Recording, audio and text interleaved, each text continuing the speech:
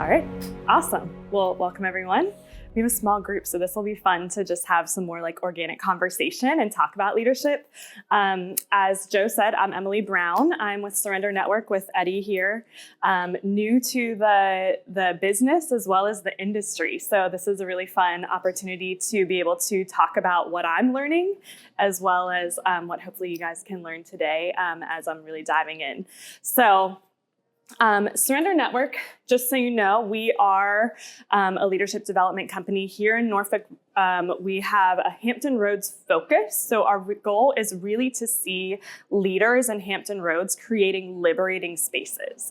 And so as we're kind of thinking through that and kind of processing what that could look like, I want to ask first, can we just go around, have everyone share your name, your current role, and something you love. So you can process or define that any way you want, but just something you love. Thank you. All right, and I'm Emily. I'm a consultant with Surrender Network. I have 17 years of marketing experience and decided this February, after about 5 to 6 years of contemplating the switch, to make the switch to focus more on people development and what I'm passionate about. So something I love, I joined Burn Bootcamp back in September and have become,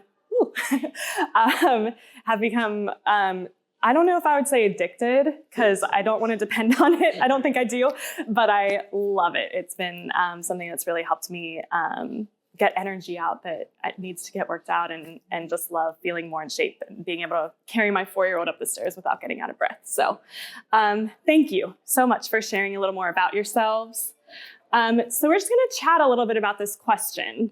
And if we want to sort of dive into what a liberating leader looks like, we can do that too. But just thinking, one of our goals at Surrender Network is to have liberating workplaces and to develop liberating leaders in Hampton Roads. The best leaders in the world calibrate high support and high challenge to fight for the highest possible good in the lives of those they lead. So what if we had liberating leaders in every family, team, and organization in Hampton Roads? What would that look like? Okay, so less lonely, happier, more challenged to be different and maybe stand out or think for yourself. So those are great answers. As we're walking through this presentation, we have a couple objectives. The first is we're going to define what a liberating leader is. Second, identifying our tendencies when it comes to support and challenge. Third, defining how we lead in each circle of influence that we have. Fourth, we're going to commit to being liberators today. So it's kind of exciting, right? All right, so we have what we call the support challenge matrix, and this is sort of the tool we're going to use today as we walk through the topic. And if you can see, there's an x-axis and a y-axis. Did I get those right? I haven't been in math for a while.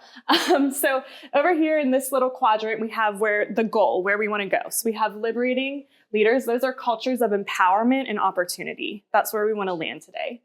But when we come over here, you can see there's low challenge and high support, which sometimes can bring this culture of entitlement and mistrust, because your leaders are kind of protecting the people that are in their purview and trying to support them really well, but they're not really challenging them, as you said. And so it becomes more of followers who feel entitled, who maybe don't trust their leaders because they're not challenging them. I think challenge sometimes brings a level of trust that we don't necessarily think about all the time. Then we have down here, low challenge, low support. That's called abdicating. So that can create a culture of apathy and low expectations. That's kind of when we have leaders who maybe are burnout. They just don't care anymore. And they're kind of like, okay, I'm here in presence, not necessarily here in support. And so a lot of times that culture then feeds down into the staff, and you're not really getting anywhere. It's just people who are showing up every day, and those typically are going to eventually fade away because they're not progressing. And then over here, we have the side where it's high challenge, but low support. And that becomes a culture of domination. I think sometimes in corporate America, that's where we can end up. A lot of bosses are very challenging, but they might not have a lot of support when it comes to their staff. And so that can create a culture of fear and manipulation where people are going to work every day, not even knowing if they're going to have their job at the end of the day. And so those are sort of the 4 different versions of cultures that we can create as leaders. Any questions on that or thoughts? Okay. So as we're trying to sort of break that apart a little bit, we need to define, what does support look like? What does challenge look like? Because I think for different people, it can mean different things. So how would you describe, let's start over here on support. What are some examples or really practical things that you would define as support for a leader? Empathy? Okay. Well, those are all good answers. So these are some of the main things, and I think you guys touched on most of these, but these are the main ways that we've described support. So training, which can include those processes and mapping things out. Resourcing, making sure that they have what they need to get the job done. A lot of times, people are working with limited budgets or limited staffing. And so that creates a culture where there can be some fear. Investing time. So I think investing time, like you said, Michael, sitting with people. And then I also think that could include the encouragement, getting to know your staff or getting to know the people you're leading and encouraging them in what they're doing. Giving opportunity. So I think sometimes we don't always know if the people we're leading can do what we're asking them to do, but we believe that they can do. And so we give them that opportunity to show us that they can. And then recognition and appreciation. Okay, so let's switch over to challenge. What are some healthy ways that we can challenge the people that we're leading? All right, well, yeah, these are some of the ways that we talked about, a lot of these: giving direct feedback, promoting excellence. So having that standard of what excellence looks like and making sure that that's known across the circle of influence that you have. Pressure of deadlines, enforcing accountability, and then stretch goals. So helping people think not only about what is realistic, but maybe what's a little challenging as a goal, and encouraging them to set those stretch goals as well. So if we see these definitions of support and challenge, do you agree that that's kind of holistically what we talked about, what it looks like? Okay, so as we think about those and then look at the matrix here, it helps us sort of envision more what that liberating culture can be created, or how it can be created with that high support, high challenge. So when we're as leaders enacting those 2 things together, we're creating places where people we lead can feel liberated. And so they start to live in that culture where they can be empowered, they have opportunity because they know that they're being held accountable, but they're also supported. And so that's really what we're working towards here. So again, the best leaders in the world calibrate high support and high challenge to fight for the highest possible good in the lives of those they lead. So that's what we're working for. And now that we've talked through that a little bit, we can maybe take a couple minutes just to talk about, where would you plot your leadership and why? Where do you think you stand in this matrix? Well, thank you all for sharing. I'm going to turn it over to Eddie now, and he's going to dive in even deeper. All right, so the idea here is, as we apply the support challenge matrix to each one of those circles of influence, right? This is what we want to do. We want to go, hey, in each circle of influence, we calibrate high support and high challenge. And so we want to, at least. And so if we did it correctly, we'd end up with how we lead ourselves as liberating, and then how we lead our family, how we lead our team, how we lead our organization, and then how we lead the community. The problem is, what we end up with is we usually end up leading differently in each space.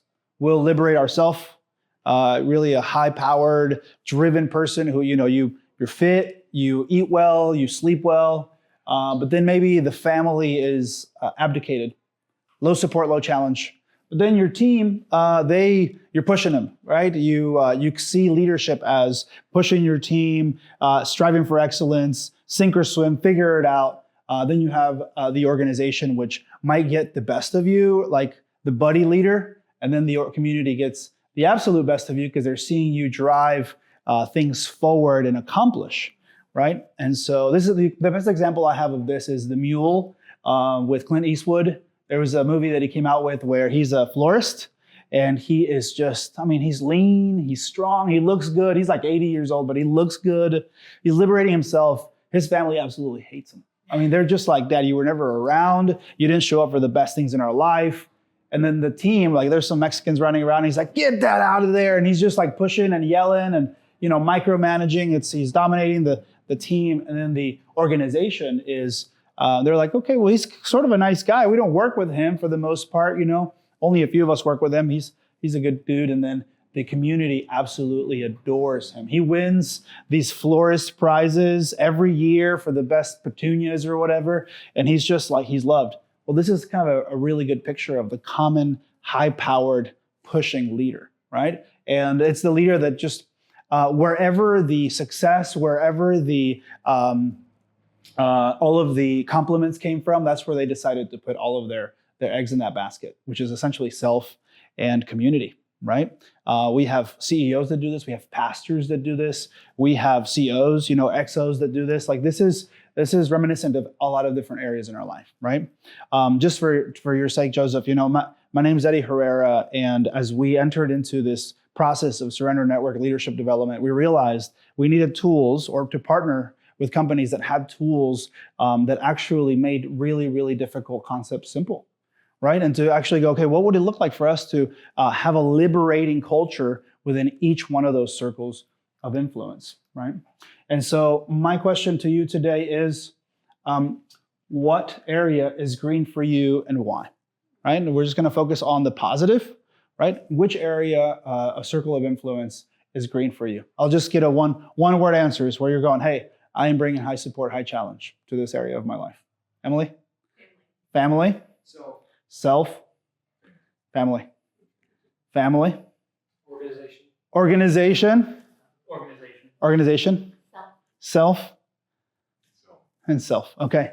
The question then here is, why does this matter, right? Why is this important? The reality is, in each circle of influence, we are creating a culture, and culture is the air that we breathe, right? The best example that we have of each one of those circles of influence is essentially a greenhouse. The culture that you create for yourself.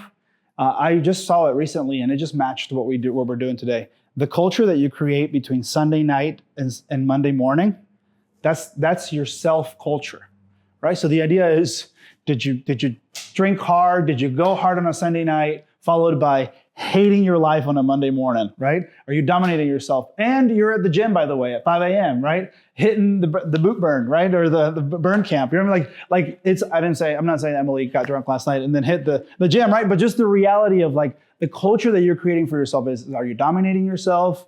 Are you abdicating yourself, watch movies late into the night, and then this morning, hated going to work, right? Or did you, create high support, high challenge, and then this morning woke up and got after it, right? Did you spend time with family? Did you call your mom, right? Like there's all of these ideas of, hey, what is the culture that you're creating? What culture do you live in for yourself? But then what culture do you live for your family, right? How are you responding? Are you proactive? Are you reactive within your family? Same within the team, right? And so on, right? That's the culture that we create. And so the reality is that healthy things grow. Whenever you step into an atmosphere or a space, the reality is that healthy things grow, whereas unhealthy things tend to wither, right? And so whenever I step into your house, into your family space, into your team space, how would I feel? What's the air that I breathe as I'm in that space? I know what you're like in the community. You look great. You eat well, you sit well, you dress well, you present your product well. That's great, right? But if I actually step into the cultures of your home, the cultures of when I get to know you well as a person, let's say I join your team, all of a sudden, what Emily sees from me here versus what Emily sees from me on a Tuesday afternoon or a Friday night, very different, right? When I'm asking for something at 5 p.m. to be done by Sunday night at 10 p.m. in the day, it stinks. You know what I mean? Like these are the dynamics of what does it look like to have high support and high challenge. The difference, and let me go back real quick so you guys can see it.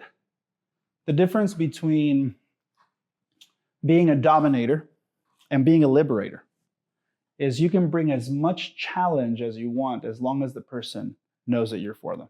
My son's 12 years old, and he came up to me and he goes, "Dad, the only reason I signed up for football is because you want me to."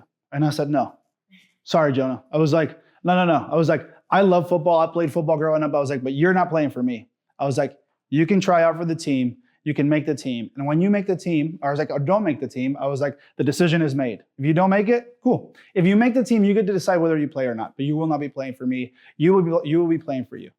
And he was like, whoa, you know what I mean? High challenge, high support said, he doesn't have to do it for me. He has to do it for himself, right? But I'm setting a high bar where he has to decide whether he could make it or not. But he was starting to kind of throw shade and pass the buck by going, this is really hard, and the only reason I'm doing this is for you, right? And so as we enter into nuanced situations, do people know that you're for them, right?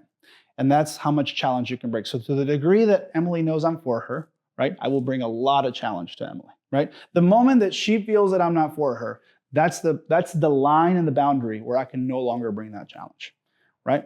So we always bring a lot of challenge with dignity, with respect, with clarity, with honesty, right? Clarity is kindness. The other thing that I have to keep in mind is, am I for Emily? And I'm using Emily because she's my part of my team, right? My teammate. Am I for Emily, right? So you have to ask yourself, what is my intent as I'm leading people, right? So the healthy things grow, unhealthy things wither, and we have that in every circle of influence. Now, if I was going to show you what it looks like in an organization, as we come into different companies, a lot of them are mechanical or industrial companies, we've started to realize that the leaders in the C-suite, they tend to liberate each other.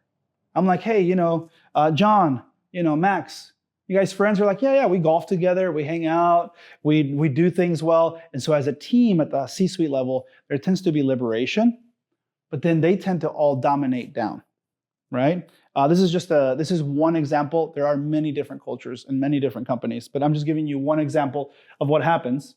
And then one of the managers, forget the numbers for now. One of the managers, they're a liberating leader, and so they liberate their team, but then their people protect down to all of the soups.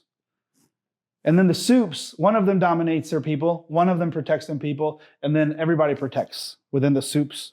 And then you create cultures down. So the idea is, Sammy over here shows up to a completely different greenhouse than Maxine over here, right? So you end up with these vastly different cultures where, DuPont, right? They'll show up to different spaces with different soups under different parts of the organization, and they actually have a very vastly different experience of that company based on the leadership. Right? So where things have really changed is going from a season or era of command to now it's leadership by influence. This is an influence chart of what it looks like to create culture with your influence, right? And people, let's say like this guy right here, he has influence left. I would even say that this guy right here, let's say Mark has influence to his peers, and he probably has influence up.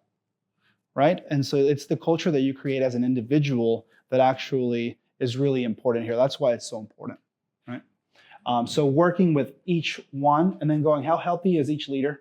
How healthy is each team, right? And then how well are they performing? What's the culture they're creating and how well are they performing? These are the questions that we ask all the time, right? So this is the goal as we move through, is going, if you do nothing else, and we're about to get really, really practical, and then we'll stop, is if nothing else, we would like to go, hey, what does it look like for you to take the areas where you might be red or yellow or gray? You're going to pick one of those circles of influence, and you're going to go, I'm going to lean in. I'm going to make that green. And what would it look like for that area to become green, right? So we want to move to our action plan. If you turn the page over, we're going to call it Own It, Respond, and Execute. Can you pass me my page, please? And essentially, we'll ask these questions. I'm going to give you a few minutes to do this, okay? So call it is knowing what you know about liberation. What problem do you want to solve or goal do you want to accomplish, right? Own it is, why is that important? What happens if you don't do this, right? I want to move you to the pain of that. The response will be, how will you bring high support and challenge in that space, right? Pick one circle of influence that you're actually going to work on, and then execute. How will you know how you're progressing, and who will hold you accountable, right? Who are you going to check in with? Not that they're going to police you, but you're going to partner with them and let them know, right? So take a few minutes, and then I'll hold your feet to the fire on what you wrote down. Yeah, so calling it is just being able to go, hey, what happened? Like, what is your aha when it comes to support and challenge with liberation, right? What is your aha? And then owning it is essentially going, hey, like, so from all this, there's a goal or a problem, usually. We identify something as we're paying attention, right? And then owning it is, what happens if you don't change that, right? So let's say I dominate my family, right? What happens if I don't change that, right? So the goal that I would have, or the problem that I want to solve, is I want to stop dominating my family, right? Why is that important? Because if not, I'm going to alienate the people closest to me, right? The response would be, what am I going to do? I'm going to start bringing a lot more support to my twins, my 9-year-old twins and my 12-year-old son. Maybe I'll just spend a few minutes with them at the end of the night. You know what I mean? Just checking in. And then who's going to hold me accountable? Probably my wife, Nicole, right? Self and family are the core of those circles of influence. If you have those right? Chris is working on that right now, right? If you have that core right? Self and family, then it's like a champagne pyramid, right? You champagne from the top and it kind of overflows, and there's more and more people involved in the process, right? But you honestly can't give away something you don't have. The example we often say is, if we went to one of those fountains in Italy with the multi-tiered things, and it's almost like what we do as leaders is if we try to get water from a stone fountain, and the reality is we need a source, greater than ourselves to be able to love and support and challenge, right? And that it requires us to have some tools or a different mindset around things, right? So, just an infusion of something there would be, you don't have to be the source of that. There can be a greater source, of that. I tend to protect, to liberate my wife. I tend to dominate my 12-year-old son. I tend to dominate one of the 9-year-old twins, and I tend to support, or protect with the other twin. So they're the same exact age, and yet because of their personality, because of who they are, and so interesting for us to be able to identify how we lead each person. Our leadership is the makeup of all that, right? So for the sake of time, I'll say, hey, the next steps for us is we are doing Liberate Hampton Roads. Honestly, it's within the network of these events now. May 6th, we're going to be doing it. Actually, it's May 20th now. My apologies. But the right scan code is up there. And you're more than welcome to come to Liberate Hampton Roads. It's free. We do it out of assembly. And we'll be talking about trust instead of support and challenge. So just our desire is to be able to have people like yourself come together and for us to be able to be support and challenge towards one another, right? Creating a culture of empowerment and opportunity. Guys, it's an honor to be with you, and thank you for your time today.